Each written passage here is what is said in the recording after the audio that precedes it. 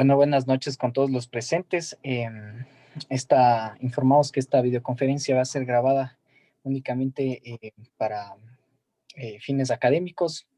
Queremos agradecer la presencia del abogado Edison Freire, eh, un apreciado profesional de la carrera de Derecho, haciendo mención a su carrera profesional.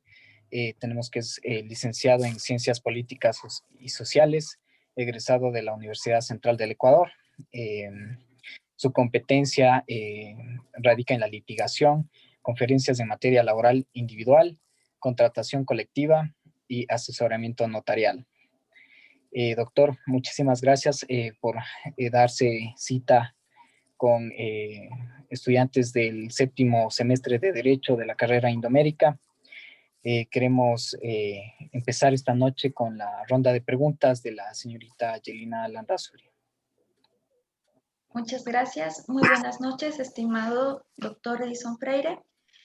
Bueno, poniendo como contexto en sí el hecho de que el conflicto de competencia negativo es cuando los jueces no hacen conocimiento de una causa.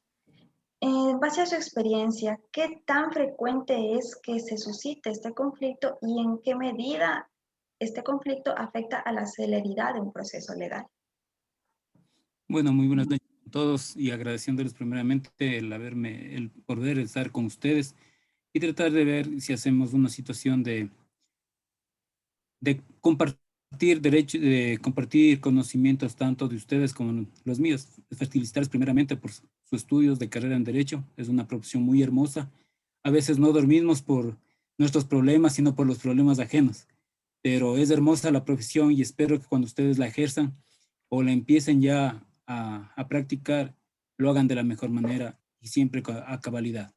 Con respecto a la compañera Yelina, si bien es cierto, los conflictos de competencia hoy en día prácticamente no se están dando. Existe una estructuración del sistema jurídico ecuatoriano donde prácticamente están debidamente estructuradas las jurisdicciones y las competencias de acuerdo a la tecnología, de acuerdo hoy día, más que nada, que ha permitido establecer la competencia territorial, la competencia en cuanto a las materias.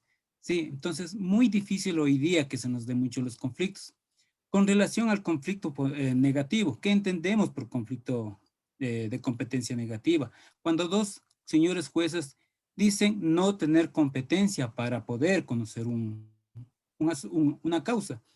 Esta tiene que ser dilucidada. ¿Por quién? Siempre va a ser, en los conflictos de competencia, siempre va a estar dilucidada por un superior. En el caso si fuera un juez de primera instancia, una unidad judicial de primera instancia, quien lo va a resolver es los señores de la Corte, los señores ministros de la Corte Superior. Y a su vez, si este conflicto se diera dentro de lo que es a nivel de tribunales superiores, quien lo va a resolver es la Corte Nacional. Siempre va a ser el órgano superior el que va a resolver. Hay que tener presente que también una resolución que se haga por parte de estos órganos que conocen esta apelación o que van a resolver esta situación no puede ser apelable y va a tener que quedar con lo que resuelva el superior. ¿Cómo se va a resolver este conflicto de competencia negativa? Si un juez, el primer juez, digo yo, en el asunto del cobro de honorarios profesionales por parte de un abogado. El abogado quiere cobrar sus honorarios y demanda judicialmente, civilmente para el cobro de sus honorarios. Recordemos que es un juicio sumario. Pero también al demandar, el señor juez dice, yo no le puedo conocer porque sus honorarios fueron en un juicio laboral. Y en el juicio laboral tiene que ser resuelto su situación. ¿Sí? Bajo estas dos circunstancias, tanto el juez llega al conocimiento del señor juez de lo laboral y el señor juez de lo laboral dice, no, yo tampoco tengo competencia para conocer su pago de honorarios porque es un asunto civil que usted tendrá que resolverlo por la vía sumaria. Existe un procedimiento. Entonces, al ver estos dos conflictos, por decirles, ¿qué tendrán que hacer? Tendrá que subir a un superior y al superior dirimirá. Por lo general, para no irnos a muy larga, solo ponía un ejemplo así medio específico. Nosotros sabemos que por norma general, siempre el la cuestión de los honorarios se va a resolver en el mismo juicio, ante la misma autoridad que estableció sus honorarios o conoció del juicio, y lo va a hacer en cuerda separada, pero dentro del mismo juicio que conoció. No sé si hasta ahí, o hay alguna otra inquietud. Todo perfecto, de verdad clarísima su respuesta. Muchísimas gracias. Le doy paso a mi compañero para su siguiente pregunta.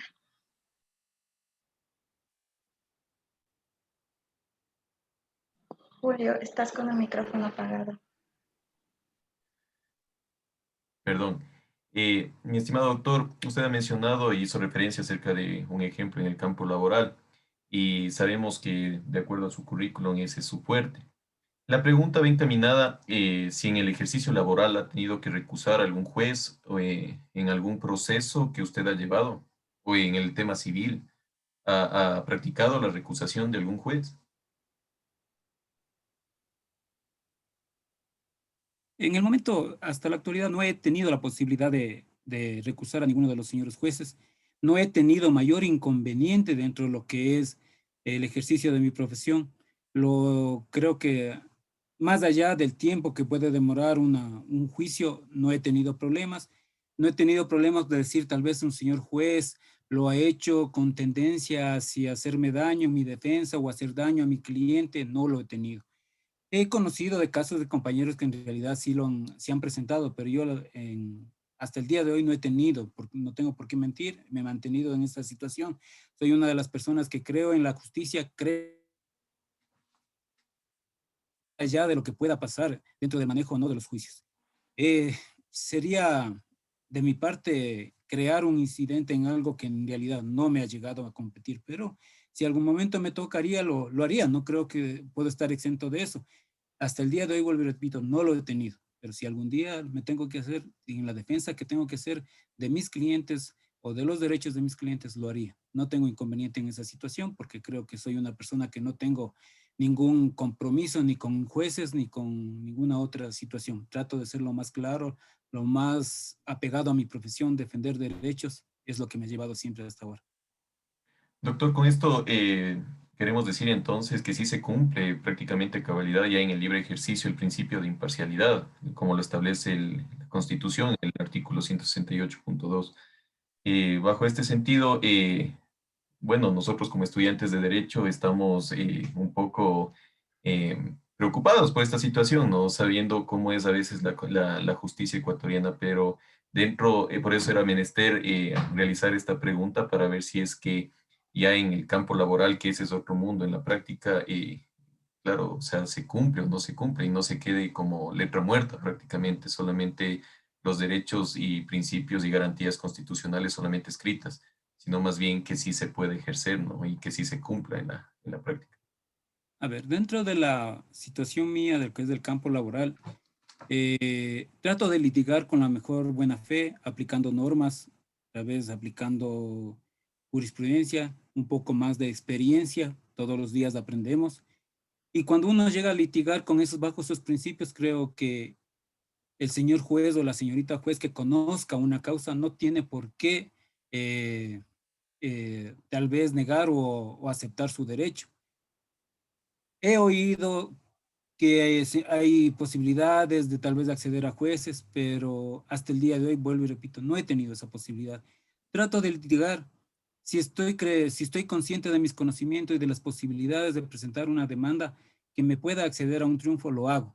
Si es de defender o tratar de llegar a una eventualidad, siempre lo analizo, no me presto para esas circunstancias, no creo que sea como un abogado que sea el que tenga que abrir expectativas donde no las hay.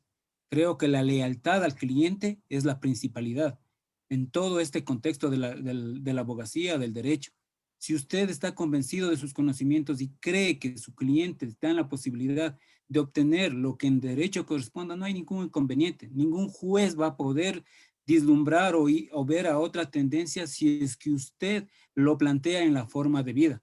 No, a veces el derecho es solo aplicación de normas, compañeros. A veces es la aplicación de experiencias, es la aplicación de jurisprudencia, es la aplicación de estudios día a día. Digo y repito, si ustedes aplican las normas, aplican su conocimiento y tienen la confianza suficiente, se educan constantemente, no van a tener ese miedo. Litigar, no hay que tener miedo.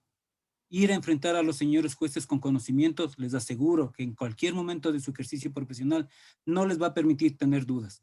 Si algún día, algún momento dudan, crean que va a ser más por desconocimiento que por otras circunstancias.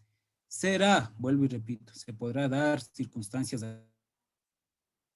creo que sea todo bonito, no creo que sea toda armonicidad en la justicia, pero hasta el día de hoy, dentro de lo que es la materia mía, laboral y civil, no he tenido inconvenientes. Además de eso, que es reconocimientos de derechos en base a qué, a pruebas directas, que usted no las puede de sacarles del contexto, sino apuntalarlas y darle los suficientes conocimientos al juez, y el juez tiene que resolver sobre eso. Y ahí dicen que hay jueces patronales, hay jueces que defienden al trabajador. Es muy sui generis, sí. El conocimiento es de uno solo, la norma es de uno solo. El que aplica la norma es el que tiene a veces la razón y tiene que saberla cómo aplicar e interpretar. Vuelvo y repito, no estoy tan convencido en la situación de que haya la imparcialidad, la parcialidad en el juego, que se vaya hacia una tendencia. El diáfano, creo que la justicia es diáfana. Habrá campos. Les cuento que yo tengo un poquito de recelos en el campo penal. En mi época, cuando yo estaba con ustedes de estudiante, tuve la posibilidad de practicar, de asistir a los juzgados de tránsito, a los juzgados penales, y eso sí era una situación muy difícil de tratar. A veces el que más plata tenía y conseguía muchas cosas. Por eso les digo, hoy que estoy ya como abogado, que he ejercido, no he tenido esos problemas y creo que estoy en un campo donde no se presta para eso, lo materia civil y lo laboral. Les vuelvo y les repito. Eso es justo. Muchas gracias. Muchas gracias, doctor, por su respuesta.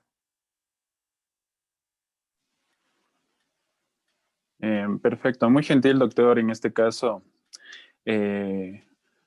por su colaboración con esta entrevista y obviamente el desarrollo de sus respuestas, pues son coloquiales y amenas y obviamente muy entendibles.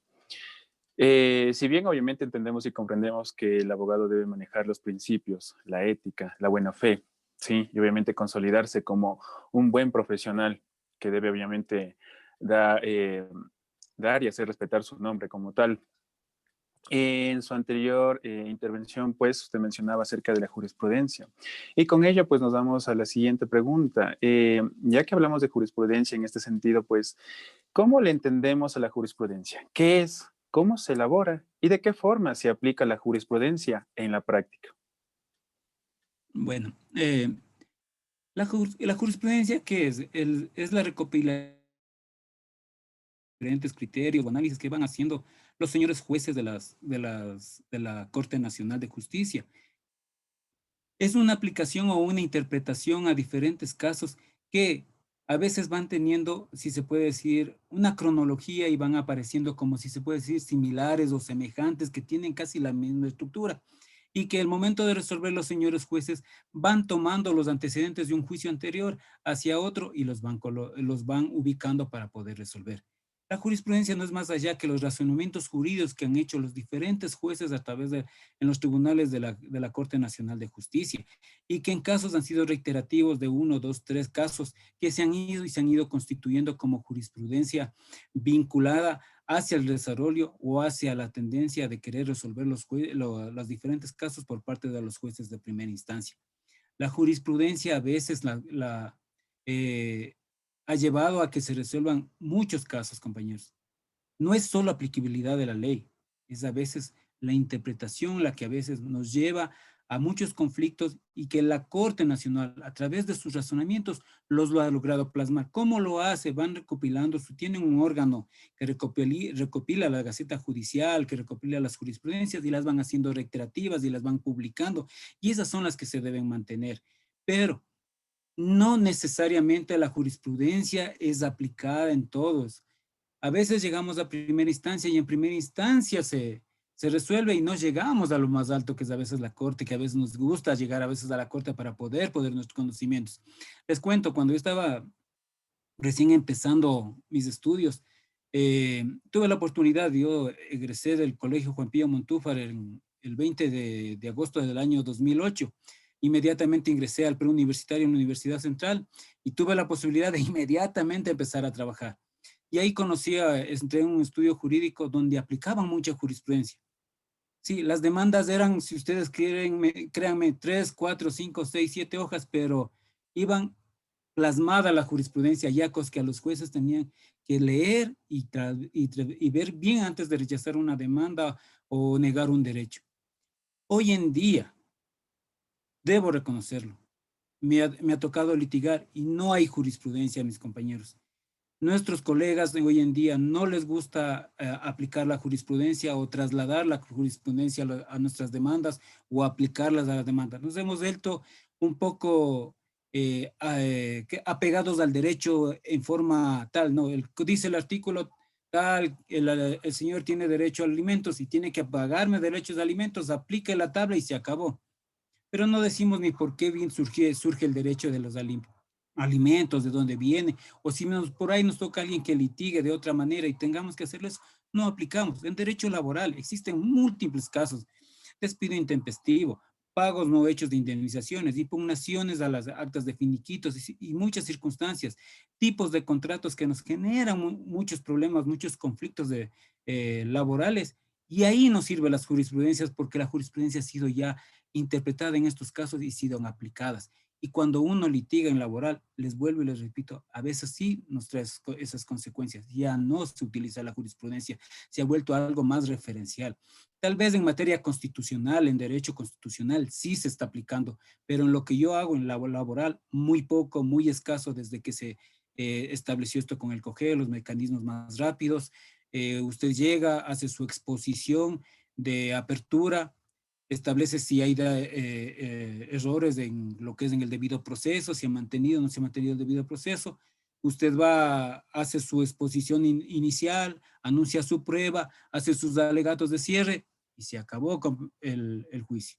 Entonces esto ya no permite tampoco llegar a aplicar. Por eso digo, a veces los abogaditos más viejos que tuvimos la oportunidad de empezar por la jurisprudencia o conocer un poco de jurisprudencia, tal vez tratamos de llegar a la superior, a veces a la nacional, para poder aplicar esto. Pero ya hoy en día, óigame, es muy difícil ver un juicio con esas características donde de parte y parte se aplique jurisprudencia para poder hacerle entender o hacerle llegar a un conocimiento claro al juez y que el juez resuelva sobre eso, o los tribunales resuelvan con eso. La jurisprudencia es muy bonita, nos enseña mucho, pero vuelvo y repito, hoy en día no se aplica tanto en ciertos campos. No sé si por ahí, compañero Eduardo, o hay alguna inquietud más. No, muy clara su punto de vista, doctor, y en este sentido, pues, comprenderla, interpretarla y aplicando la hermenéutica, como bien se lo conoce, pues, en estos casos. Y obviamente, seguir avanzando en esta fase de conocimiento, pero obviamente llegar a consolidar el contenido para un argumento claro. Pero muy gentil por su respuesta, doctor. Cris. Gracias, doctor. Sin duda, una intervención valiosa. Como usted dice, las nuevas generaciones pues debemos pasarnos también en jurisprudencia, cosa que se ha perdido mucho. Bueno, doctor, mi pregunta va encaminada a la competencia. Pues dentro de la potestad jurisdiccional, la Corte Nacional de Justicia tiene sus salas especializadas, así lo reza el artículo 156 del Código Orgánico de la Función Judicial. Y en este sentido, según su experiencia, estimado doctor, ¿es factible haberlo dividido por salas especializadas? ¿Se ve que hay independencia al momento de resolver causas? Tal vez algún abogado podía resolver tal vez en materia civil, tal vez en materia penal. ¿Cómo ve usted el tema de resolución de causas según las salas especializadas? Listo. A ver, quiero ser un poquito más claro. Tal vez antes decíamos que un abogado tiene que tener la capacidad de manejar muchos campos dentro de la abogacía, ¿sí? Pero el tiempo ha cambiado, el tiempo es totalmente muy diferente a lo que hacíamos antes. Y la especialización hoy en día ha sido muy esencial. Porque si usted es un abogado civilista, como si podríamos decirlo, se dedica a su civil, divorcios, yo que sé, prescripciones, ¿sí? En el campo laboral, derecho individual, derecho colectivo, indemnizaciones, negociación colectiva, ¿sí? Si vamos al campo penal, lo mismo, un asesinato, un homicidio, yo que sé, un robo, un hurto. Pero si usted se ha especializado y va generando su conocimiento en algo y lo que le ayuda a usted para que desarrolle su profesión en forma concreta y clara y sepa qué defender o hacerse cargo de las diferentes consultas que usted tenga como abogado. ¿Sí? Más allá no se podría esperar al contrario en la Corte Nacional. Especializar a los jueces dentro de una materia para mí es algo conveniente, ¿sí? Y es bueno, porque usted se va a dedicar solo a la materia laboral, se va a dedicar solo a la materia civil, a la materia penal, a la materia de tránsito, y no va a tener la capacidad de estar ampliando o buscando cómo resolver lo que es penal cuando usted está dedicado más a lo laboral o su educación ha sido formada, por qué decirle, a derecho constitucional. Usted es un constitucionalista y que le pongan ahí a resolver, yo qué sé, tránsito, o por ahí le ponen a resolver alimentos. Pero si usted se dedica a penal y le ponen a resolver todo lo que es materia penal, usted lo va a hacer y lo va a hacer dentro de su campo, con la afinidad del caso. Lo de las especializaciones de las salas, para mí es bueno. ¿Cuál es el problema de nuestra Corte Nacional? Lamentablemente a nuestra Corte Nacional llegan todos los juicios que han terminado en una segunda instancia y llegan acá a Quito, y aquí en Quito, ¿cómo lo hacen? En forma cronológica los van resolviendo las diferentes salas. Es por eso que nuestra Corte hoy en día mantiene un retroceso un retraso, mejor dicho, de 5, 6, 2, 3 años de juicios no resueltos. Sí, y ese es el problema, porque se nos van acumulando. Para mí, mantener las especializaciones en las salas, sí, lo que deberíamos es tal vez ampliar un poco más el espectro de esto. Más salas, más tribunales que puedan resolver y ayuden a resolver lo que está todavía quedado para resolver o está en objeto de observación, de aceptar una casación, no sé.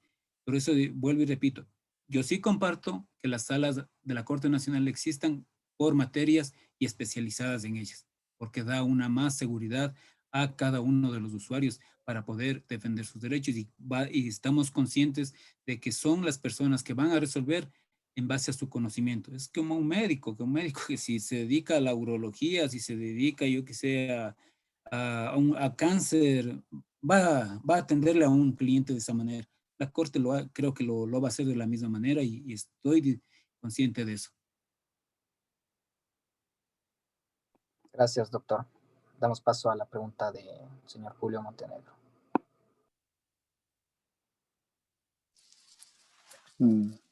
Sí, mi estimado doctor, usted ha manifestado que prácticamente no hay mucha celeridad en la resolución de los conflictos, ¿no? Eh, por el mismo hecho de que no hay muchas cortes y hay demasiados casos que están en cola, se podría decir, para esperar ser resueltos. Usted, dentro de su experiencia, prácticamente ha impulsado o maneja eh, todos conocemos que hay maneras extraordinarias de concluir un proceso que es un conflicto, ¿no? Y es justamente la conciliación o la transacción. Usted, como abogado en libre ejercicio, impulsa este recurso con sus clientes, que se resuelvan de manera más, se puede decir, más, con estas maneras, ¿no? Que de una u otra manera van a agilizar los procesos, ¿no? La resolución de los procesos. A ver, Julio, retomo un poquito el tema anterior, ¿ya? Eh, con la aplicación del COGEP, lo que es la primera y la segunda instancia, sí se ha reducido lo que es tiempos, ¿sí? Por decir primera instancia podemos demorar unos 6 meses, segunda instancia otros 6 meses. El problema es cuando llegamos a las Cortes Nacionales, y ahí sí nos toma bastante tiempo. Puede llegarnos hasta 2 años o 3 años a veces un juicio ahí, sí. Pero dentro de lo que es la aplicación del COGEP en primera y segunda instancia hoy en día, sí se puede decir que ha habido un poco de aceleramiento. Tenemos problemas, sí, no todo es bonito, no todo es perfecto. Tenemos problemas en lo que es tal vez citaciones. Tenemos hoy en día un problema de una pandemia que está molestando, no estamos trabajando al al 100%, hablamos de un 30%, por ahí 50%, medio hablan un poquito más la comparecencia de los trabajadores de la función judicial y se nos enferman, se contagian y es un poco de problema. Pero en la normativa legal, el COGEP sí ha ayudado a descongestionar lo que se demoraba antes en el tiempo, la primera y segunda instancia. Eso quería dejarle en claro en Julio. Primera y segunda instancia hoy en día con el COGEP sí está caminando en parámetros que podríamos decir normales, pero en lo que ya es Corte Nacional, ahí sí caemos en lo que habíamos hablado anteriormente. Existe mucho tiempo retrasado en despachos y es por la congestión que tiene, por lo que expediente. La segunda inquietud suya, Julio, los medios alternativos para llegar a soluciones jurídicos, bienvenidos sean. Pero alguna vez con usted también conversé y le decía, sí es bueno mediar, sí es bueno llegar a acuerdos, pero sin perder derechos. Sí. Tal vez en el campo laboral, donde es lo que más me dedico, a los compañeros trabajadores lo que más les consume es el tiempo. Y está bien, porque primero se quedan sin trabajo. Sí, les vienen las necesidades, tengo que buscar otro día. No es nada fácil obtener un nuevo sustento. Entonces queremos celeridad para que me paguen rápido mi indemnización. ¿Sí? Y hay que someternos a veces al juicio. Pero si a veces la contraparte en materia laboral dice, vea, centrémonos, reunámonos o en el mismo juicio, como hoy tienen la facultad los señores jueces también de llevarnos a la conciliación, dicen, vea, lleguemos a un acuerdo. Si yo tengo que cobrar un 100% y por llegar al acuerdo lo hago en un 80%, yo tenga la plena seguridad que yo sí llego a los acuerdos. Pero lamentablemente a veces tenemos nuestros colegas que a veces dicen, vea, lleguemos al acuerdo, del 100% me ofrecen el 40%, me ofrecen el 50% o el 60%, vea, no llego. Y a veces eso también llega también a ver cuál es la capacidad de nuestro cliente. A veces el cliente dice, vea, deme el 60% porque ahorita estoy sin plata y me voy. O deme el 50%, pero yo por lo general hasta el 80% y busco una solución. Si hay cosas que se pueden resolver en una conciliación, son a veces unos conflictos que usted ni se imagina, compañero, que usted puede resolverlo así, fácilmente, llegando a un acuerdo, un acta y ya, llegamos a esto, someternos a un juicio que nos va a llevar un poquito más de tiempo. A veces no es tan conveniente, compañeros. Yo sí apoyo esto, lo de la mediación, pero ya vuelvo y repito, sin ceder derechos, haciendo conciencia de lo que sí, en qué me puede perjudicar a mí, llevarlo al caso de mi cliente o de la persona que estoy representando. Sí son buenas alternativas, centro de mediaciones, actas transaccionales, cualquier circunstancia de esas. La misma conciliación en los juicios. En todos los juicios, ustedes saben, hoy en día nos llevan a la conciliación. Hacemos nuestros alegatos de inicio o a veces se establecen los puntos de debate y los señores jueces dicen, miren, para no irnos tan largos, revisemos la situación de ver si hay la posibilidad de un acuerdo y nos llevan a la conciliación y se resuelven ahí los juicios, no ha caminado más y se han resuelto. A mí me ha pasado eso también en materia laboral mucho y sí lo comparto. Ya vuelvo y repito, sin llegar a perder los derechos. Pero. Muchas gracias, doctor, por su respuesta. Yelina. Ok, doctor, con base en lo que acaba de responder, me nació una inquietud. ¿Es posible que, o mejor dicho, un mediador o un árbitro puede tener jurisdicción respecto de un caso que llegue para resolver un conflicto? ¿Puede tener jurisdicción o competencia? A ver, debo entender que cuando uno llega a una mediación es porque existe ya el acuerdo previo de las partes. O a su vez, si yo acudo a un centro de mediación con la finalidad de evitarme un juicio y el señor de la contraparte comparece, se supone que estamos los dos de acuerdo y lo llegamos a un acta. Ahí prácticamente la competencia, la jurisdicción ya no entra, sino es tener la capacidad. Hay materias transigibles y materias que no puede transigir, es lógico, y tenemos esos los parámetros. En materia penal usted no puede ir a solucionar con en un centro de mediación. Por decir, violaciones, muertes, usted no puede resolver esas circunstancias. Pero la idea es que si vamos a un centro de mediación y lo hacemos en otras materias es porque existe la buena voluntad y el acuerdo de las partes y el mediador está en esa capacidad. Lo que entiendo también es que el mediador vela porque se aplique el derecho. Ellos, por decirles, en alimentos, los señores mediadores no pueden decir, va, ustedes se pusieron de acuerdo y le puse una pensión alimenticia de $200 cuando tenía que pagar 300 o 400. No, tiene que aplicar la tabla y establecer, tiene que abrir los ojos a las partes de qué consiste la mediación, cuáles serían los beneficios, si es que hay una mala interpretación o si hay algún problema de no poder llegar al acuerdo, tratar de guiar a los comparecientes para que llegue al acuerdo, para que se suscite esta situación. Sí, o sea, vuelvo y repito, la competencia de los mediadores para mí está dada por las partes, más no por el marco legal, sí, en definitivo. Si hay un acuerdo de las partes por comparecer allá, y lo van a hacer, está bien, resolvámoslo así y ahí descongestionamos un poco la función judicial. Entendido, doctor. Muchas gracias por su respuesta. Doy paso a mi compañero Eduardo Siquio. Muy gentil, doctor, por sus respuestas. En este caso, pues quedamos más que complacidos. Muy clara y su discernimiento para ello. En este sentido, pues, al hablar de lo que es los sistemas de mediación, ¿sí? Al momento, en este caso, bueno, ya yéndonos con lo aplicado por el juez, al resolver un caso, en este sentido, tenemos entendido que se la define de acorde a la norma aplicada. Pero aquí, en este caso, al existir antinomia o conflictos normativos, ¿de qué forma se decide el derecho aplicable, estimado doctor? A ver, debo entender que existe conflicto de normativa para la aplicabilidad o resolver un caso, ¿me está diciendo? Así es, cuando existe antinomia. Ya, a ver, lo que entiendo ahí, cuando existen conflictos en normas, por lo general, en la materia laboral vamos a lo que es más beneficioso al trabajador. Tratamos de buscar la aplicabilidad de las normas de acuerdo al caso establecido.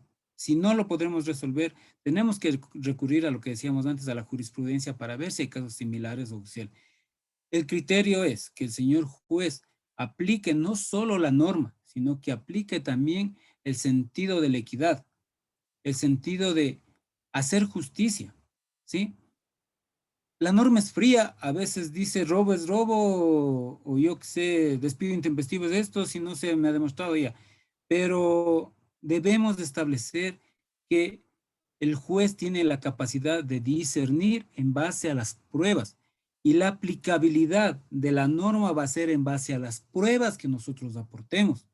Entonces, ¿qué nos va a llevar ahí a que el juez resuelva, si es posible, en materia laboral, en beneficio del trabajador, cuando existe la controversia de normas, sí, la aplicabilidad de normas, o ver lo mejor para que se resuelva a favor de las dos partes y ninguna de las dos partes se vean afectadas? Creo entenderlo así, y si estoy equivocado o si necesito aclarar alguna parte más, compañero Eduardo, no tengo inconvenientes. Si tal vez usted necesita hacer otra pregunta más, lo vemos con la idea de quedar esto en claro, ¿ya? Muy gentil, doctor, por ello, pero muy claro, como vuelvo y repito, su respuesta en este sentido. Damos paso, pues, a mi compañero Chris. Por favor, adelante, Chris. Gracias, doctor. Me suscribo completamente a las palabras de mi compañero Eduardo. Y en este sentido, manifestaba anteriormente que como abogados también buscamos el proceso de celeridad en las causas, ¿no? Y bueno, en base al artículo 183, pues se menciona que tendrá jurisdicción la Corte Nacional de Justicia en todo el territorio, ¿no? El artículo, perdón, 170.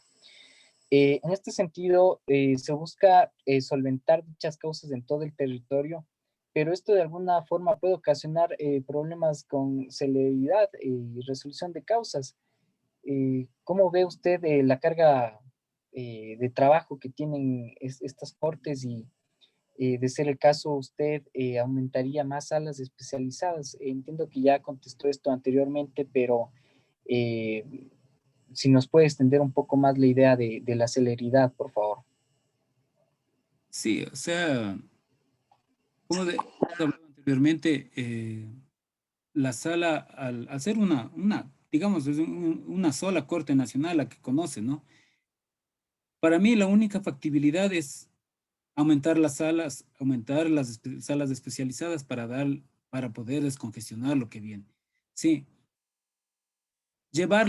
crear ¿cómo se llama? Una corte en Guayaquil o llevar a una corte a Cuenca, que son las ciudades más, se puede decir, más notorias del Ecuador, me parece algo que no va a resolver la situación, ¿sí? Y más que nada se va a volver más centralizada y ahí no va a haber un órgano de control a esas salas, ¿sí? Si bien es cierto, la Corte Nacional lo que está haciendo es prácticamente, para mi criterio, es que las resoluciones, tanto de primera y segunda instancia, lleguen a un punto en que tengan que ser estudiadas y analizadas a ver si están apegadas a derecho, no están apegadas o si tienen algún vicio. Y si lo va a hacer una sola, en un solo centro, me parece lógico. No estaría yo muy de acuerdo en que la Corte Nacional saque, por decir, una sucursal en Guayaquil o en Cuenca o en otras circunstancias. Sí, está bien que llegue acá, pero creo que la solución es ampliar esto de las salas especializadas en las diferentes materias, en las diferentes ramas, y eso nos va a ayudar a descongestionar.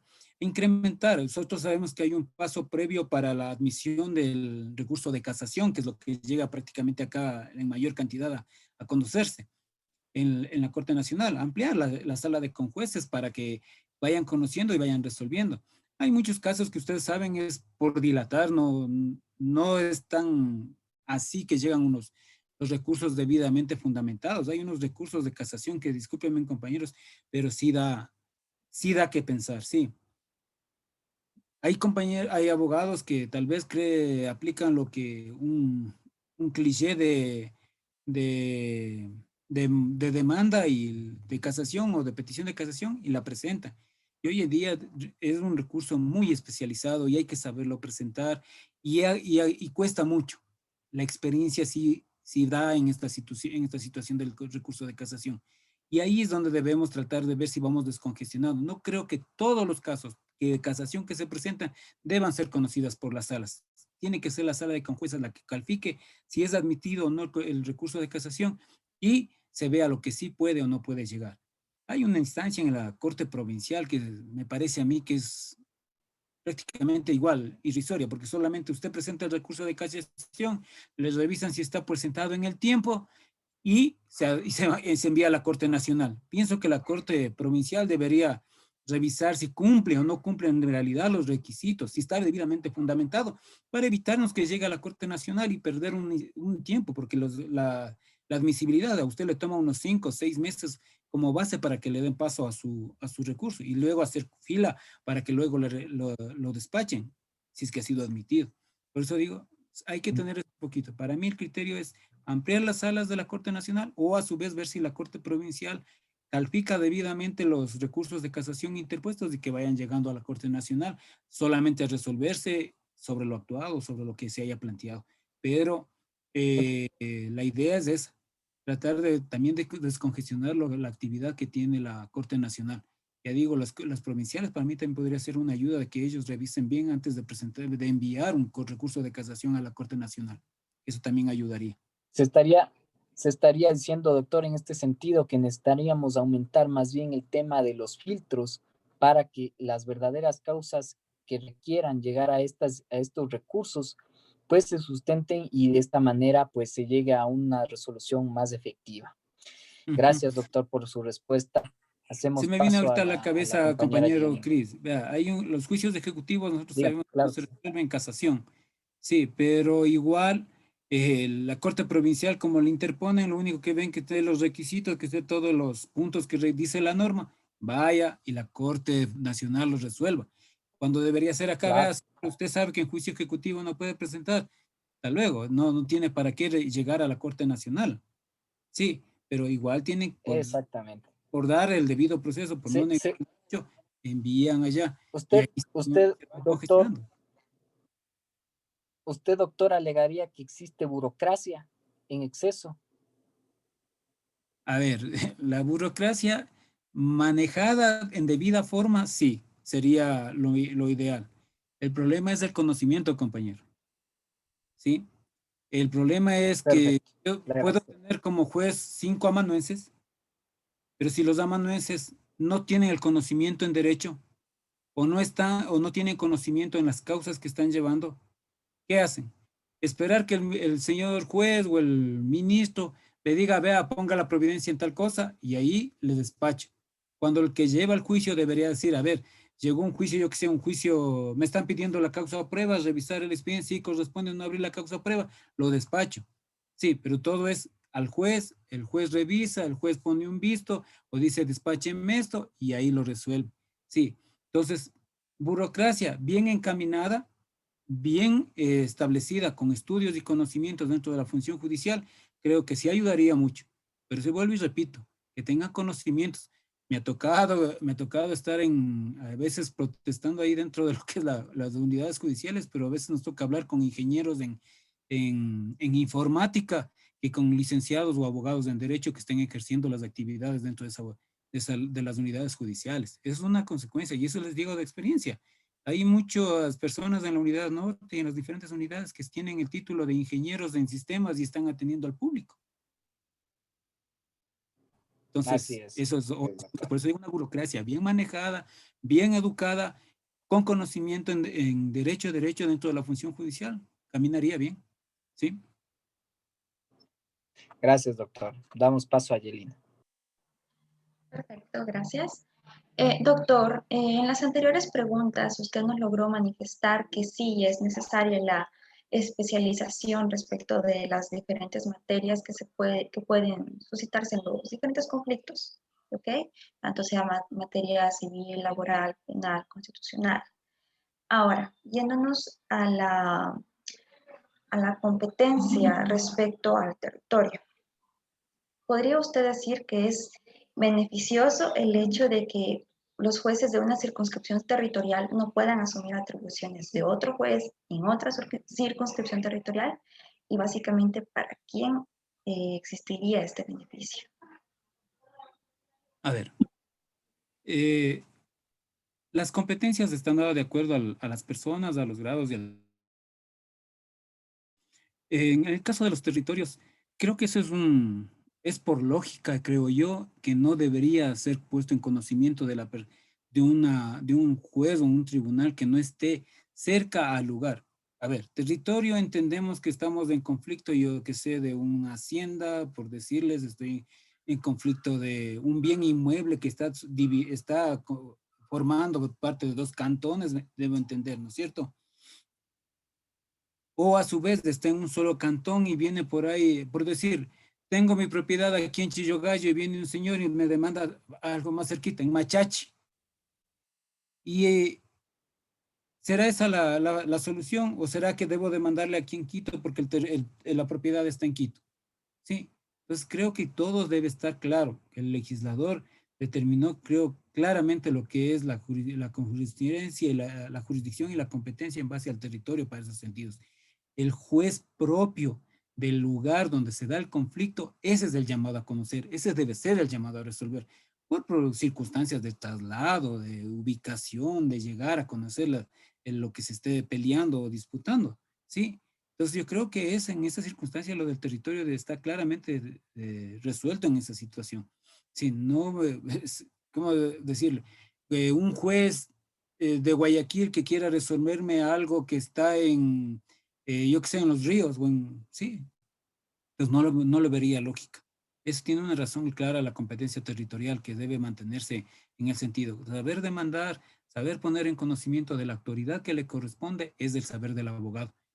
Saber dónde tiene que demandar. Sí, por un compadrazgo, imagínense, le voy y demando en Machachi por un juicio de alimentos o que me fijen los alimentos de Machachi cuando el alimentante está acá, por un compadrazgo que tengo. No lo creería así. Todo está dado, compañeros, creo que con una lógica muy razonada en ese sentido de las competencias por parte del legislador. no le veo mucha situación ahí. Más es aplicabilidad de nosotros los abogados. Entonces, doctor, queda clarísimo lo que me acaba de decir. Ahora bien, aterrizando también en el concepto de lo que es el deprecatorio, ¿ok? Y que esto también es utilizado como un apoyo en el sistema judicial, ya que este en sí consiste en que un juez que tramita una causa, encargue a otro juez en un, por ejemplo, en un cantón diferente, que realice alguna diligencia para resolver esta causa. ¿Qué opinaría respecto a la efectividad y la frecuencia con la que se utiliza este deprecatorio? Lea, en cuanto a estas situaciones, nosotros sabemos que hay un deprecatorio, hay un exhorto, hay las comisiones. Sí está bien para cumplir ciertas diligencias, para recaudar algún, yo qué sé, por decirles en un reconocimiento, un ADN que se pueda, tenga, si el niño está viviendo en Guayaquil o una de las partes vive en Guayaquil, enviar que nos ayude en una unidad judicial de allá para que se haga un examen de ADN, está bien, sí, pero delegar, por decirle, actividades propias de un juez, como es una inspección judicial, sí, un reconocimiento de firma y rúbrica donde debe estar presente para ver primeramente si la realidad del documento es reconocerse, la comparecencia, la lealtad procesal que esté haciendo la persona que va a reconocer. Eso no creo que pueda delegar. Tal vez una citación sí, una notificación sí está bien delegar.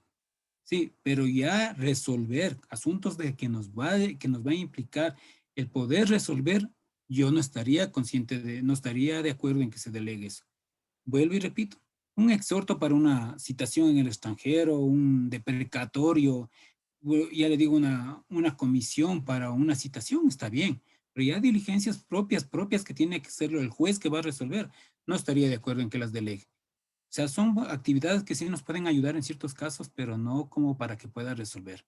El juez tiene que estar presente, tiene que ser en forma directa, si es posible, el conocimiento de él para resolver un juicio y no caer tal vez en alguna situación que después vaya a ser una impartición de justicia que no esté de acuerdo a lo que en realidad existe. Sí, entonces, son instituciones que nos pueden ayudar en ciertos campos, más no en lo que es resolver. ¿Sí? Perfecto, doctor. Muchas gracias por su respuesta. Eduardo, puede seguir. Gracias, Yelina.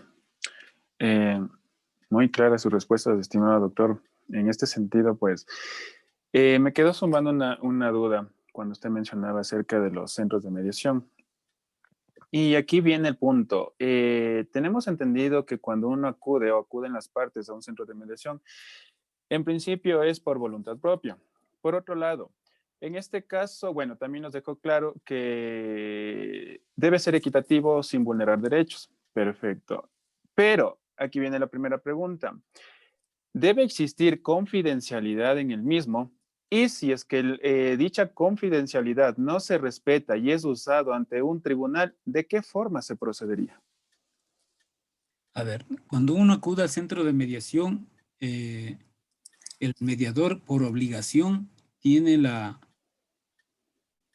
si se puede decir, la orden o la obligación de poner en conocimiento de las partes de que toda lo que se hable, se converse, se dialogue dentro de la audiencia no es susceptible para que pueda ser utilizado en juicio. No es, compañeros, salvo para ejecutar el acta si es que usted llega a un acuerdo. Pero de ahí, por decirles, sin el afán de llegar a una conciliación, ustedes establecen tal vez algún tipo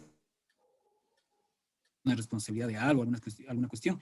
Eso no es utilizable, compañero Cristian, Eduardo. O sea, eso está claro. O sea, usted llega al centro de mediación y lo primero que le dicen es un medio alternativo, pero la información, los datos, la conversación, lo que se haga ahí no es base para otro juicio o para iniciar un juicio. Es más, cuando usted lo hacen, ¿qué le hacen? Si usted no llega al acuerdo, le hacen un acta de imposibilidad y hasta luego. Si por ahí alguien quiere grabar, eso no le va a servir de prueba, porque claramente le dicen a usted que no se puede haber grabaciones, no puede ser repetida mediante videos o audios, las conversaciones que se tengan.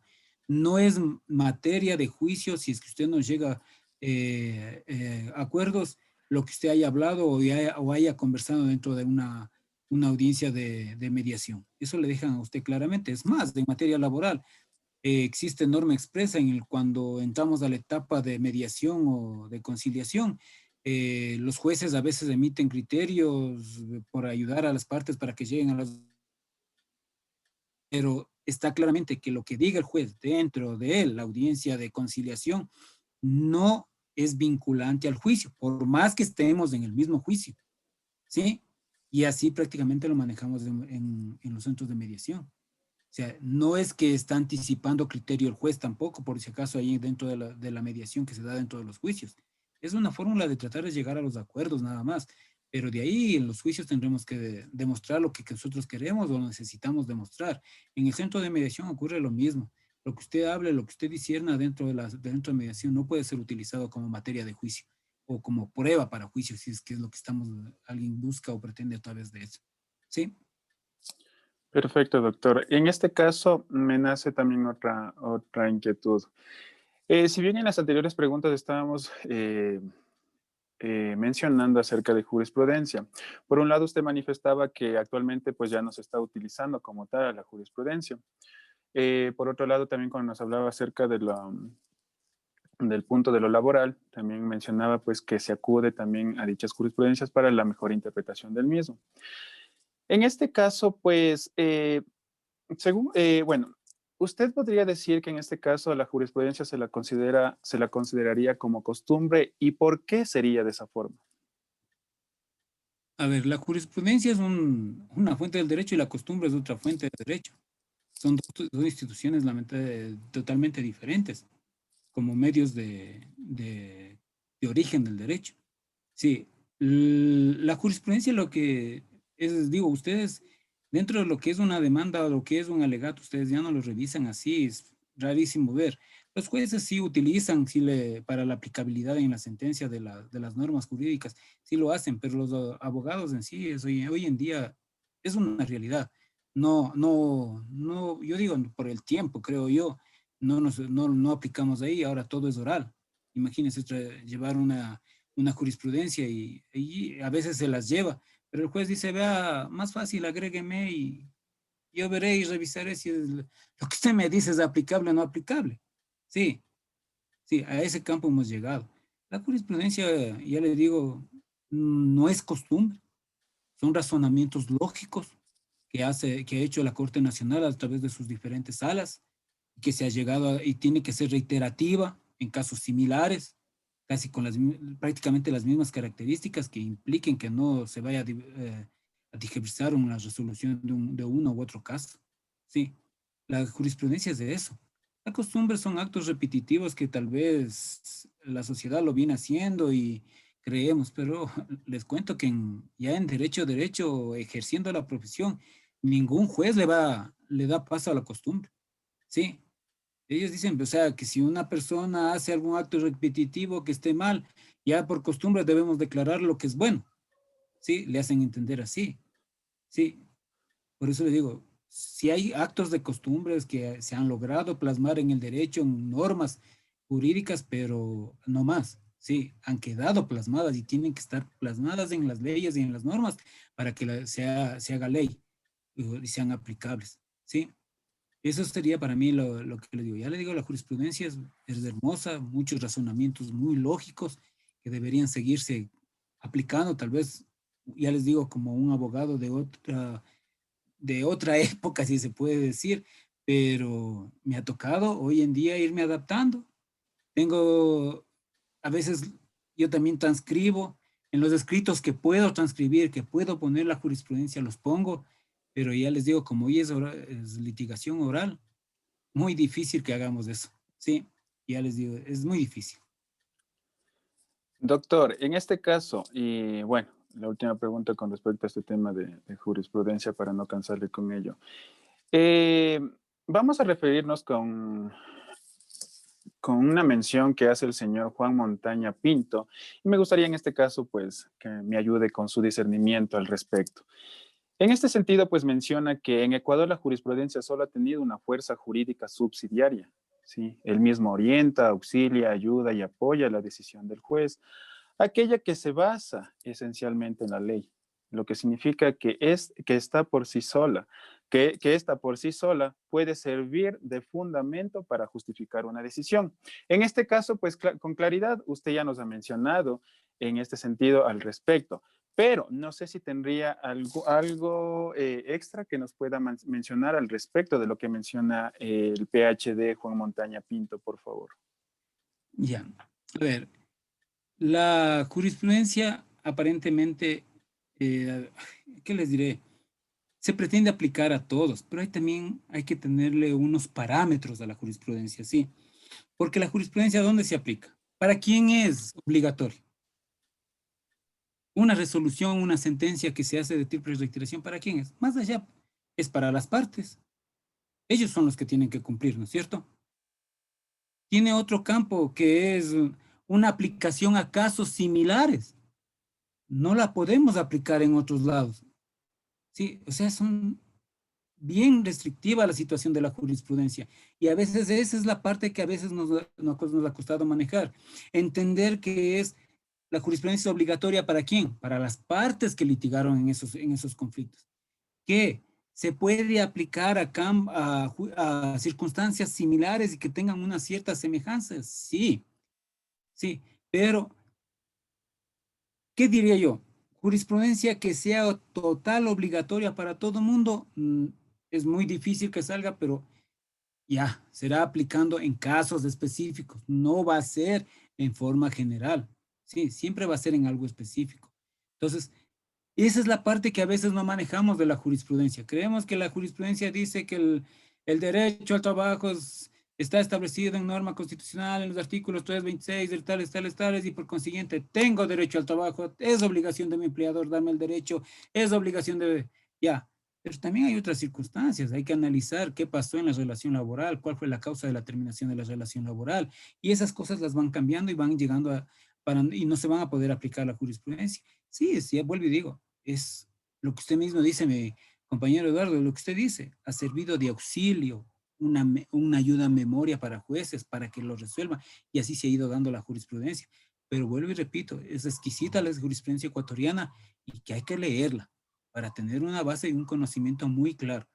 Sí, nos ayuda, nos auxilia y permite aplicar y reconocer derechos.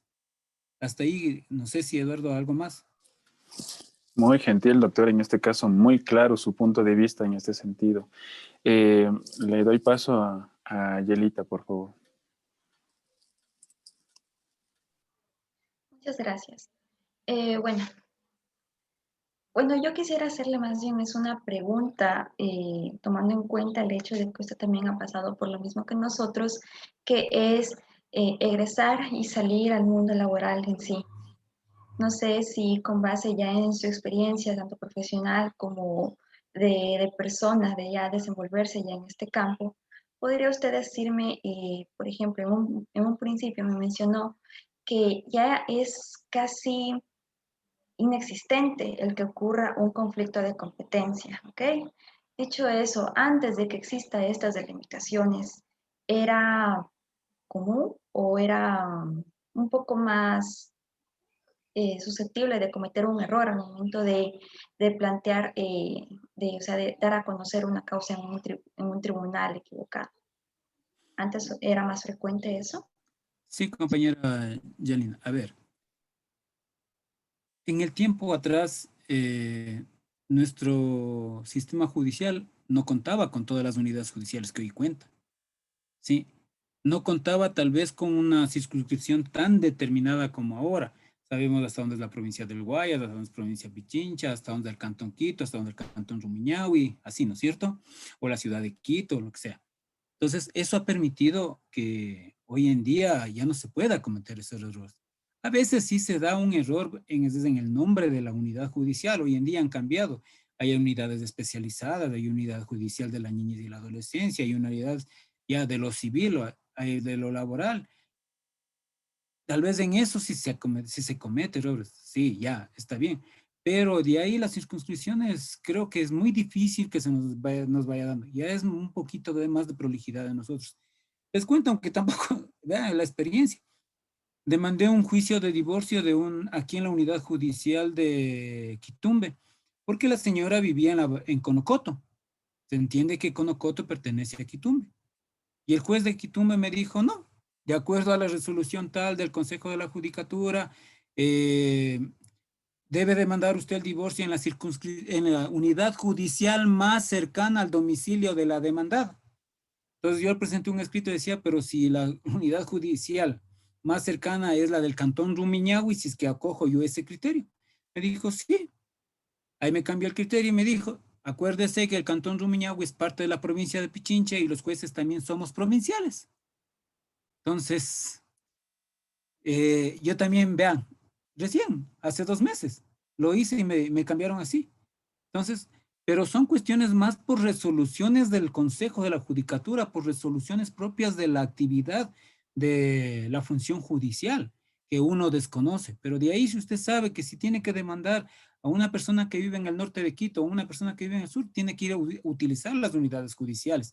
Hoy en día, vean, solo Quito, unidad judicial de Calderón, unidad judicial en Carcelén, unidad judicial en la Amazonas, eh, unidad judicial en Quitumbe.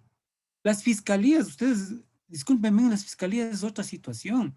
Alguna vez me tocó ir a presentar un escrito en una violencia intrafamiliar. Sí, llegué a una unidad judicial, me dijeron, vea doctor, si es que es de esta calle hasta esta calle, me corresponde. Si no, le toca irse a la de ubicada más allá, otra más. O sea, pero son cuestiones que lo hacen internamente. No es que el abogado quiere cometer a veces esas circunstancias. A veces, y hoy en día, vean, el Consejo de la Judicatura también nos tiene publicados dónde están ubicadas las unidades judiciales y una vez uno se guía por eso. Pero les vuelvo y les repito, recién hace 2 meses te mando un divorcio que me dijeron, no, vea, sí, Conocoto pertenece a Quito, pero a esta parte del sur, pero de acuerdo a la resolución tal del Consejo de la Judicatura, tiene que demandar en la unidad más cercana al lugar de citación. Y hoy he demandado en la unidad judicial de Rumiñahui. Está citada, la contraparte ya se dio por citada. Tengo audiencia para el 5 de marzo. Pero no es que yo cometí el error de no saber dónde demandar. Me tocaba Quitumbe, el Quitumbe se inhibió bajo esas circunstancias. Pero ya vuelvo y repito, es por las mismas circunstancias de lo que la función judicial está muy dividida, hay muchas unidades. Hoy en día usted tiene que tener un mapa para poder llegar a las unidades judiciales y saber dónde demandar realmente. ¿Sí? Eso le podría decir, compañera Janina. Muchas gracias. En conclusión, debemos estar a la vanguardia del conocimiento de dónde podemos plantear las diferentes causas. Muchas gracias. Sí, ese es nuestro deber, si se puede decir así. Eso nos va a tocar. Y con relación a lo que usted me decía, cuando salimos al campo profesional, sí, en realidad, sí nos cuesta. Hoy en día, lamentablemente, somos víctimas de dedicarnos mucho tiempo al estudio. No todos tenemos la posibilidad de practicar. Yo agradezco a la vida. Tuve la posibilidad, me gradué de bachiller en el Colegio Motúfar en el año 87, en agosto, en septiembre entré al preuniversitario, en noviembre estaba ya trabajando, o en septiembre mismo estaba trabajando ya en un estudio jurídico y desde ahí he venido trabajando vinculado a la profesión. Pero no es lo mismo, no hay la misma situación con compañeros. Excelentes alumnos, excelentes estudiantes, con mejores notas se han graduado, pero en el campo profesional han visto estrellas. Y eso sí es realidad. Por eso ustedes están en un punto en que va a llegar, que no sé si ustedes ya están egresados, no sé si ustedes siguen en sus estudios, háganlo. Traten de buscar dónde poder practicar. Vean, compañeros, me acuerdo yo cuando empecé a trabajar en un estudio jurídico, mi jefe, que se puede decir en esa época, me llamó la atención porque me dijo, venga Edison a hacer un escrito. Yo me senté delante de la máquina, de las manuales, ¿no? Y empecé, tac, tac, tac, tac. Me dijo, vea, con usted se termina la catedral y usted no termina el escrito. Vaya nomás. Con el dolor del alma, opté llegar temprano a la oficina, opté no ir a almorzar y dedicarme a practicar la máquina, dedicarme a leer, y después me ha servido. Vean, algo de lo lindo que ustedes tienen que desarrollar es aprender a hacer escritos, compañeros. No se dejen llevar de las plantillas. Hagan las escrituras, hagan sus escritos, hagan sus demandas. Sí, a veces por hacer plantillas cometemos errores. Sí, lo digo, cometemos, porque a veces uno ya también se deja llevar de la tecnología, pero yo he optado siempre en hacer mis demandas. Tengo que hacer un escrito, lo hago, porque eso es lo bonito del abogado, que tenga esa capacidad de demostrarle a su cliente de que él ese instante le resuelve su problema, hace su escrito, le hace firmar y ya está satisfecho su cliente. Pero si un cliente, ya para tal vez para hacer la demanda, le va a decir, déjeme los documentos. Pero si usted le dice que tiene que aclarar su demanda o que tiene que pedir una audiencia, venga mañana le tengo el escrito para que me firme para la audiencia, no me parecería lógico. Pero si usted dice, mire, señor, yo que sé, Juanito Pérez, tenemos que pedir la audiencia para continuar con el trámite, hace su escrito, le hace firmar, ese rato su cliente se va a ir satisfecho. O su cliente le va a decir, o usted le dice, vea, hagamos yo que sé, una minuta, quiero hacer una compraventa, ayúdeme con un contrato de arrendamiento, y usted lo desarrolla ese rato, el cliente le va a decir, no, pues, un profesional que tiene claro su profesión y sabe en el momento resolverme el problema. Pero si yo le digo, déjeme los papeles, voy a leer y esperarme, ya, ¿no? Un buen consejo, leer no está por demás. Leer de los abogados debe ser un vicio. Si no leemos, nos quedamos atrás. La actualización debe ser a diaria y la experiencia es a diaria, compañeros en derecho. Muchas gracias por los consejos, doctor. De verdad, son de bastante valía. De verdad, gracias. Dicho eso, le doy paso a Julio Montenegro. Mi estimado doctor, usted ha topado un tema que es bastante importante, ¿no? Es el hecho de la evaluación que deben tener periódicamente y la adquisición de conocimientos. Como es conocimiento de nosotros, es realmente dentro de los requisitos para ser juez o jueza de los tribunales del Ecuador son únicamente estar en goce de los derechos de participación política, ostentar un título de abogado y reunir las demás cualidades exigidas por la ley. También está la docencia. Sin embargo, en el último periodo prácticamente hemos visto que hubo una evaluación que se realizó a la Corte Nacional de Justicia y realmente los resultados fueron bastante complicados, ¿no? Puesto que no pasaron la mayor parte de los jueces que se sometieron a esta evaluación que consta en el Código Orgánico de la Función Judicial.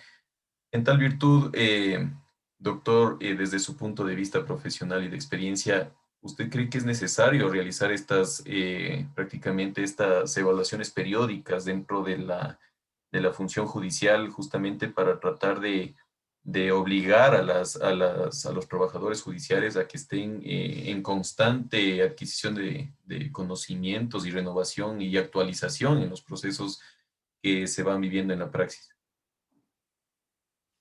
A ver, siempre he estado de acuerdo en que los señores trabajadores de la función judicial tienen que estar actualizados en sus estudios, en sus conocimientos, y más allá los señores jueces. Si hay que evaluarlos, debería ser, pero con personas que en realidad den la talla como para poder evaluar.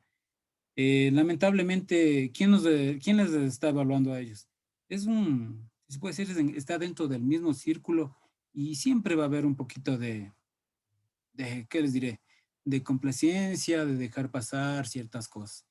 Pero los jueces tienen que estar constantemente vigilados en su capacitación, las circunstancias van cambiando, las circunstancias que que ellos llegan a conocer son muy diferentes. La evaluación está bien, tienen que ser evaluados, porque a veces también les digo, hay unos señores, a mí me tocó les cuento que padecer casi 2 años para que me salga una sentencia en la Corte Nacional y una señora ministra, con respeto, todo. Decía, es que doctor, estoy estudiando su caso y no es solo suyo. Después me decía, no, veas que tengo un borrador. No, es que ve ahí. Y después era, venga y regrese. Se me demoró 2 años para hacer una sentencia de 3 o 4 o 5 hojas, creo que era, pero igual. Y esas circunstancias, la evaluación yo creo que debe ser más también en el despacho. Sí, la evaluación tiene que ser en la calidad de la sentencia que dé un juez. Sí, porque ahí va a ir su conocimiento. Hay señores jueces que en realidad, mire, hay casos que deben así resolverse. De un día para el otro le dan una sentencia y bien fundamentada, bien. Hay como otros casos que llegará en su momento, le dicen, yo tengo 5 días, 10 días para resolver, y la sentencia escrita les llegará en ese tiempo, sí. Pero creo que sí, sí comparto la idea de la evaluación. Pero de fuera del todo, las circunstancias, los compadrazgos, esas cosas, ya es otra tela de cortar, y yo prácticamente no soy muy aficionado a meterme por allá. Sí, todos sabemos cómo son los concursos, todos sabemos qué circunstancias rodean a eso. Ya, la idea es que lleguen, si llegan a ocupar los cargos, lo ejerzan en la forma que debe ser, ¿sí? Aplicando el derecho en la forma como dice lo que es, dar a cada quien lo que le corresponde, ¿sí? Conciencia muy clara de los señores jueces debe ser siempre. Y ustedes tal vez en el futuro van a ser jueces, ministros, no sé. Ojalá todo lo mejor para ustedes en su profesión. Y háganlo así. Yo creo que la transparencia es lo mejor. Sí, y en la educación. Y si me tienen que evaluar, no va a tener miedo para que me van a evaluar. Si estoy al día, si me estoy educando, si estoy retroalimentando mi formación, ya pueden venir las cientos de evaluaciones. Lejos de ya, el vuelvo y repito, de lo que puede haber dentro de los entretelones de esa evaluación. A eso yo no ingreso. Pero sí, es conveniente tenerlo siempre, si se puede decir, a través de la evaluación un poquito vigilados a los señores jueces. Sí. Muchas gracias por su respuesta, doctor. No sé si alguien más tiene alguna pregunta para el doctor. Sí, Julito. Bueno, en este sentido, el doctor había manifestado la indelegabilidad de atribuciones, ¿no? Eh, Se podría decir que en el artículo 215 se habla de un llamamiento de un juez temporal, siempre que el juez titular se ausente. Tal vez el cambio de juez podría afectar la resolución de las partes, tal vez por el cambio de juez.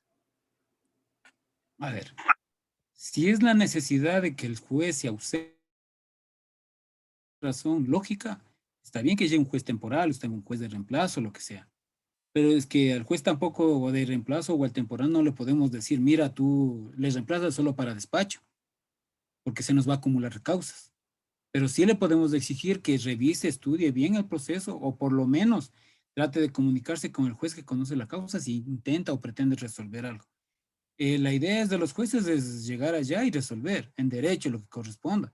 Pero si lo vamos a poner a un juez temporal solamente para que despache, yo no lo veo la necesidad, porque el secretario debería despachar tranquilamente o alguien que tenga conocimiento al llevar el juicio. Pero de ahí para resolver, creo que todo queda en las tablas procesales. Las tablas procesales son las que mandan. Sí, hoy en día las audiencias orales son las que nos permite exponer ante el juez y el juez escucha tal vez lo que usted pueda hacerle e intentar convencerle a él, pero por lo general es sobre las pruebas que usted presenta. No hay nada hoy día, tampoco nada tapado, porque usted para presentar la demanda presenta con todas sus pruebas, contesta la demanda con todas las pruebas que tenga. Sí, entonces, muy difícil que eso. Y el juez temporal, ya digo, lo va a reemplazar en el juicio oral. Hoy día, si va a la audiencia, se supone que él va a señalar día y hora para la audiencia, le va a revisar el juicio. Va a saber de lo que estamos hablando, de lo que está tratando el juicio. Entonces, tendría que hacerlo. La imparcialidad allá, eso ya es que venga un juez y hoy día por ahí se le ocurre dar una sentencia en contra de derecho, en contra de pruebas, en contra de todo, y sacar eso ya es diferente. Pero miren, hoy día, y vuelvo y repito, bajo las circunstancias del COGEB, muy difícil que un juez temporal no pueda resolver una causa o pueda volverse parcializado en algo, porque todo es dentro del juicio, todo es dentro del Gracias, doctor. juicio hoy en día. Sí, entonces vuelvo y repito, ustedes tienen que ir con la convicción y de tratar de demostrarle al juez lo que ustedes están planteando en su defensa y no van a tener ningún inconveniente. Sea el temporal, sea ¿cómo se llama? El titular. En materia laboral, miren, hay muchos jueces que a veces usted le califica a un juez, le despacha hasta el señalamiento de audiencia a un juez y a la hora de la audiencia le toca a otro juez porque se fue de vacaciones, porque está enfermo, porque está con diferentes cosas. Y es el juez que está, ese rato le tocó, le resuelve. Sí, entonces ya ahí el del temporal hoy en día no le veo tan así que sea como para que afecte la impartición de justicia. ¿Sí? Le agradezco, doctor, por su respuesta muy acertada, por supuesto. Eh, Damos paso ya para ir finalizando esta cita con el derecho, a las palabras de despedida de cada uno de los integrantes. Primero, Yeli, si puedes empezar, por favor. Muchas gracias. Bueno, estimado doctor, de verdad es un gusto poder haberlo conocido, poder haber sido partícipe de esta entrevista y más que nada muchas gracias por sus respuestas, por sus consejos y muy amable por este tiempo otorgado a nosotros que todavía somos estudiantes y la verdad es de bastante importancia su aporte a nosotros. Muchas gracias. Bueno, mi estimado doctor, amigo y colega, pronto colega, para mí siempre es un gusto realmente conversar con usted. Su conocimiento es bastante amplio en el tema laboral y eso ha conllevado a que nosotros prácticamente nos vayamos especializando en esta materia.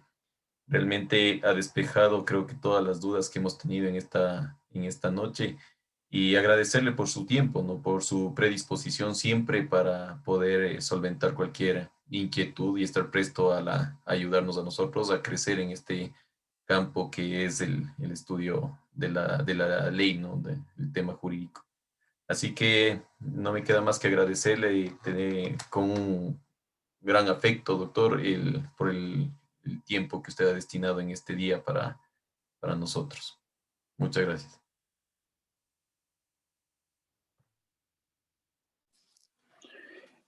Bueno, doctor, en este sentido, fuera de esta parte académica en los cuales usted nos ha ayudado, nos ha colaborado con su elocuencia, en este sentido, pues nos hemos enriquecido con su conocimiento, nos hemos enriquecido con sus palabras al momento en que Yelita le preguntó al respecto de la parte profesional en la fase de cómo nosotros obviamente podemos seguir adelante una vez que ya egresemos, nos graduemos, ya que obviamente estaremos en campo vacío y simplemente gracias al conocimiento y gracias a la experiencia que vayamos ganando poco a poco, pues iremos elevando pues, esta parte esencial y vital. Por otro lado, pues como lo ha manifestado usted, la evaluación es esencial y vital y sí, pues, en mi caso también como servidor público, pues siempre nos ha tocado estar en constante evaluación, pero ahí viene mi punto, ¿no? Si nosotros obviamente somos evaluados, hay un sector que no cumple este requerimiento.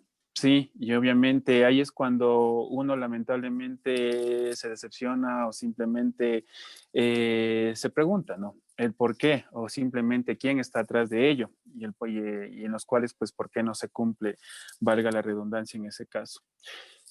Fuera de ello, pues, estimado doctor, gracias por sus palabras, gracias por su colaboración, gracias a Julius también por ponernos en contacto con su persona y con ello pues avanzar en esta fase educativa, en esta fase del derecho, obviamente que tenemos que estar en constante lectura, en constante práctica para obviamente consolidar pues o consolidarnos como todos unos profesionales de principios de ética y moral, como lo plasma el mismo término. Gracias, doctor, y le doy paso a mi compañero Chris. Gracias, Edu. Efectivamente, doctor, agradecerle por esta linda velada que a los que nos apasiona el derecho, pues nos emociona solo el hecho de llegar a la casa y conectarnos para poder conversar con usted. Me ha gustado algunas frases que las he recapitulado. Quisiera que queden sentadas, como por ejemplo lo que manifestó de enfrentar con conocimiento. Otra muy importante que era buscar la solución de conflictos a través de, claro, métodos alternativos de solución de conflictos sin renunciar a los derechos. Y la última que manifestaba de que leer no está por demás, leer debe ser un vicio y la práctica debe ser diaria. Muchísimas gracias, doctor. Estas palabras quedan grabadas en nuestra mente, seguramente para largo. Muchas gracias, doctor, por todo. Bueno, de mi parte, por agradecerles a ustedes, Julio, por la confianza que usted siempre brinda hacia mi persona. A ustedes, compañeros, Yelina, Eduardo, Cris, lo único que les puedo decir es una profesión muy hermosa. Si ustedes tienen la vocación, llegarán muy lejos. tendrán la satisfacción más grande del mundo de saber. Les decía al principio, a veces no dormimos por problemas ajenos que por nuestros propios problemas, pero están en una de las ramas, en una de las profesiones más hermosas que ustedes pueden haber escogido. El día de mañana ustedes tal vez tengamos la posibilidad de litigar. Quisiera hacerlo, como les digo, con la altura que un abogado debe tenerlo, con conocimiento, ¿sí? Y con mucho respeto al cliente, con mucho respeto al derecho. Las normas son claras, no hay a dónde tergiversarlas, no hay a dónde cambiarlas. Un consejo, busquen dónde practicar, que no les pase lo que ha pasado con otras personas. Vuelvo y repito, grandes estudiantes, pero es lamentable, llegan al campo profesional y se ven unos tropiezos bárbaros. Y a veces, que decimos los abogados más antiguos, hacemos presa de esos. Y a veces han pasado muchas cosas, han perdido muchos juicios de algunas personas por tratar de improvisar. Lo único que les digo a ustedes, háganlo con conciencia, ¿sí? Sean buenos abogados el día que ustedes estén ejerciendo y transparentes y claros. No hay otra cosa más. Agradecerles y la posibilidad de impartir, de retribuirles algo que a mí me ha dado la vida y ojalá les sirva a ustedes, que sea de mucho beneficio para ustedes. Éxitos, terminen su profesión y algún día nos volveremos a ver en el campo del derecho litigando o conversando en una buena reunión. Eso nunca va a estar de lado. Felicidades a ustedes y gracias. Cuídense, que estamos en una pandemia muy fuerte. ¿Sí? Muy gentil, estimado doctor. Una buena noche con todos sus seres queridos. Muchas gracias a todos. Gracias. Gracias, igualmente. Muchas gracias. Una buena noche. Gracias a todos. Igualmente. Buenas noches. Gracias.